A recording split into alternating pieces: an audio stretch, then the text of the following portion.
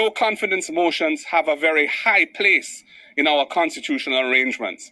If a no confidence motion is passed in Parliament, the Governor General has to dissolve Parliament and call elections. So that is in section, I think, 64 of the Constitution, subsection 5. As you cannot orchestrate a vacancy and then ignore a vacancy that existed before for 1 year and then go and call the one.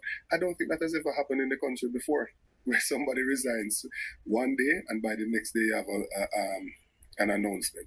We didn't have a resignation of Mike Henry, Carl Samuda, J.C. Hutchinson, all of these alien politicians that are in the departure lounge. What we had was a young female that they used and discarded. She's within year 4 of her first term, but she was pushed out to facilitate the machinations of the Prime Minister. The decision not to formally contest the mischief of nominating an independent candidate is why you actually have an election today, and it's all part of the debate. How do you look on a teacher and look at the parents and say to them that your child can't start school, they have to be in a church hall because the roof of the school isn't repaired, but we can find $25 million to call a by-election that was orchestrated by the Labour Party? That those summit is unrecognized. We have built more roads in road government. We have built more school rooms in school government. We have made more pipes. All we can do is lay a pipe and take them back up. Lay a pipe government. Laborites. We have locked up more criminals. But the problem is that there is a criminal government. Hello, I'm Dudley Thompson and welcome again to WDT Media TV.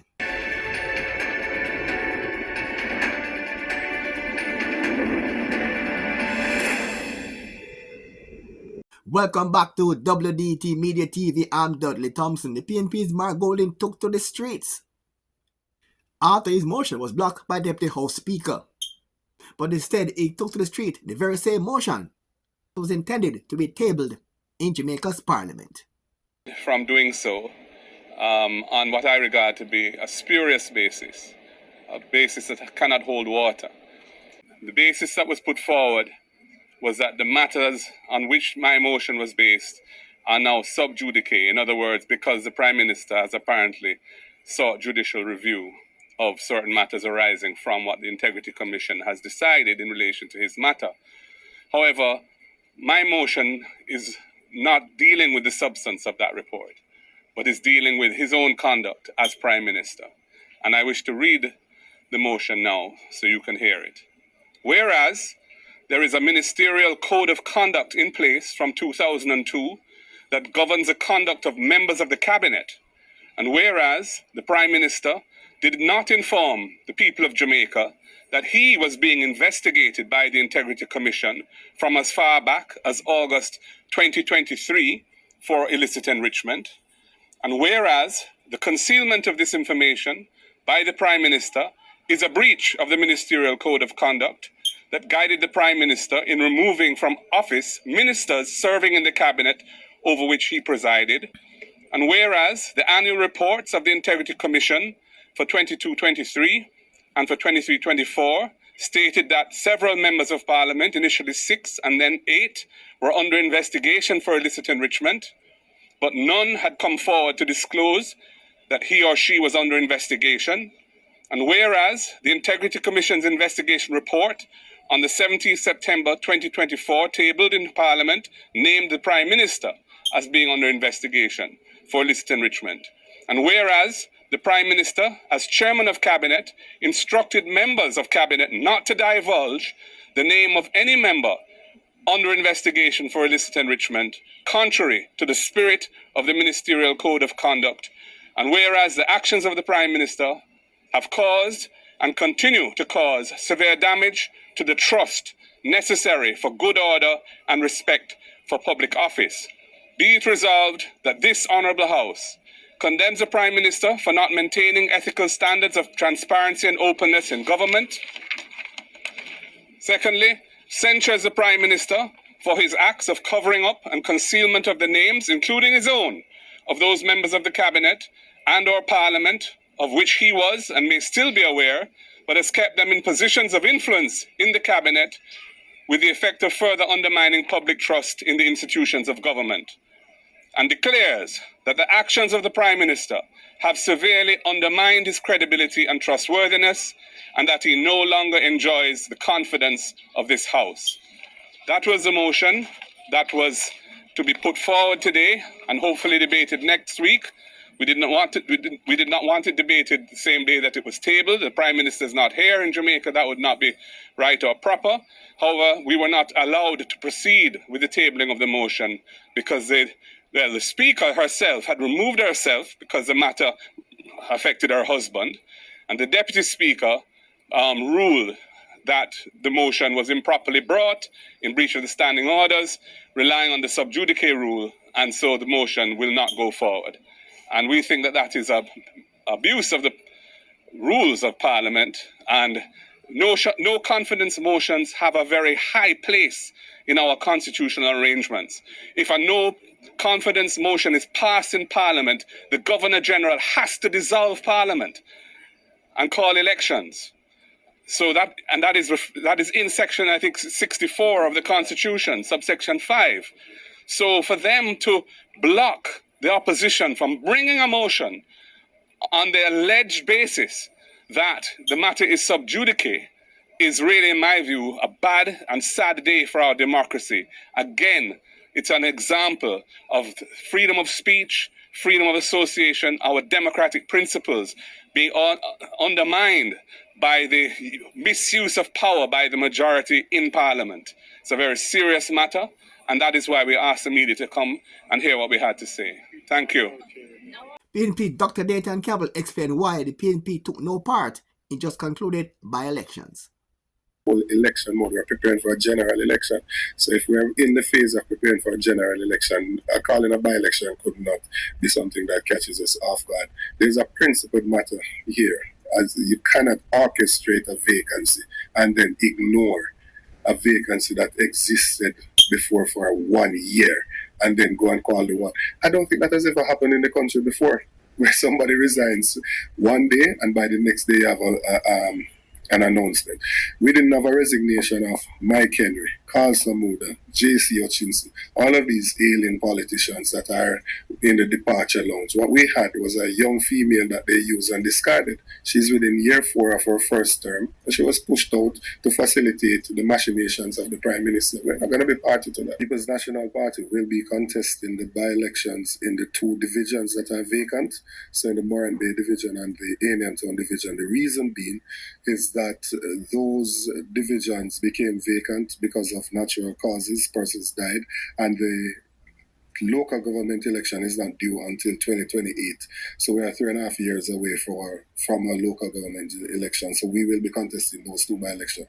In relation to the constituencies, we think that the government is trying to use the state resources to play politics and to deal with their internal politics.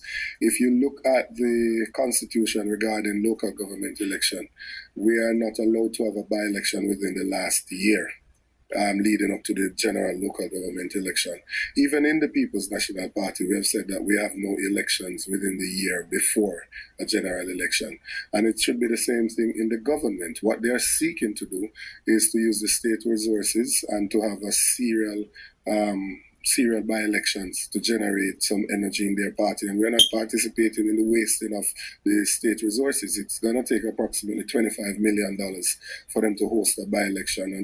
The Centre and North-East by-election was won by the JLP's Matthew Samuda after he gained 4,838 votes compared to the independent candidate, and that was David Anderson got 222 and UIC's Chase Neal got 30. Here now is Matthew Samuda, his first address as MP-elect for North-East St. Anne. Labor rights, the one favor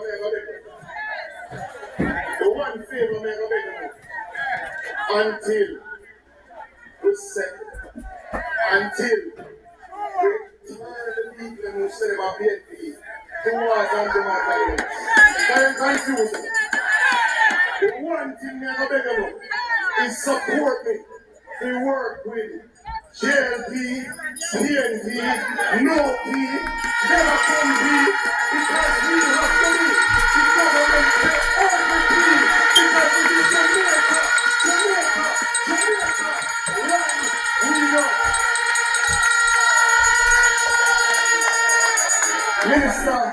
Mackenzie.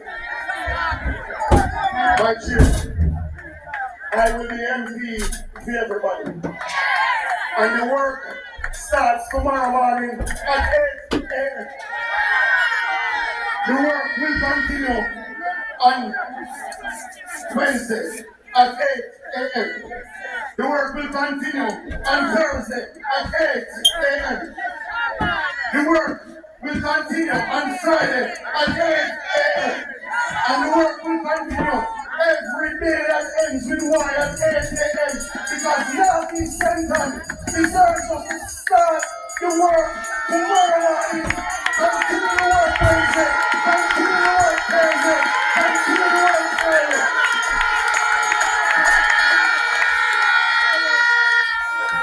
We have work to do. We have work to do. And we're looking at your face, we're looking at your eyes, even Marcus. I have work to do. The Jamaica Labour Party, Northeast Central, we go work. And me, Samuda, no, that's my Mackenzie number. We know Parliament to do number. We know Chile Police number. I know St. Quentin, we know I draw this number.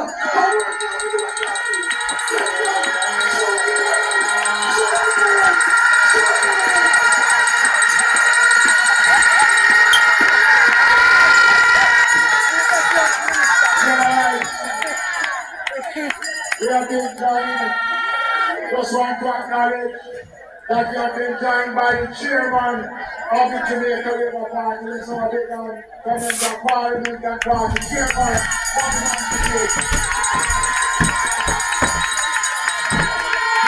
Labour rights! Labour rights! Labour rights! Labour rights! Labour rights! Labour rights! Labour rights! Labour rights!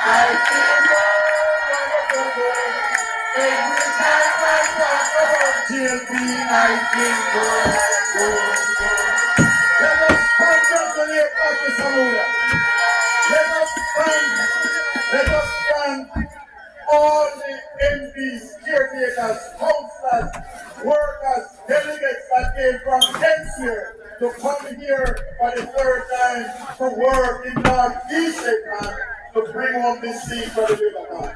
I want to also say to you, people of Northeast, thank you very much. Whenever Shahini Akuri runs against her, she is drinking from herself. She laid the foundation, and we are confident that Matthew Samuda will continue to work. Matthew is the member of Parliament from Northeast England. If you are Labour, you are your MP. If you are PNP, you are your MP. If you are independent, you are your MP. If you are belong nowhere, you are your MP. And when the general comes, he will continue to be your MP. So Labour rights, it's talking down now. I'm going to bring a young man who was the festival song winner of last year. He come out of the same parish of Central. Festival song. And that's where we come to the end of today's show. I'm Dudley Thompson, and again, please like, share, and subscribe. And as usual, thanks for watching.